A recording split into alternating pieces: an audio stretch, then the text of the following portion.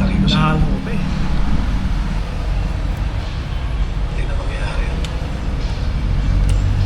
Hindi mo na ako nagkaroon ng pagkakataon para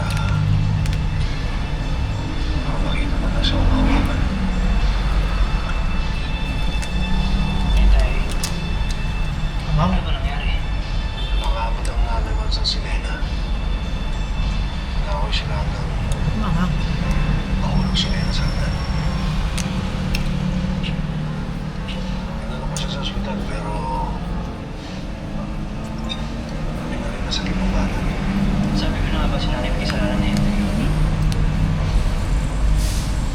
Eh, kung hindi niya inaway si Tita Lena, di sana hindi ako nawala ng kapatid niya. Kasi...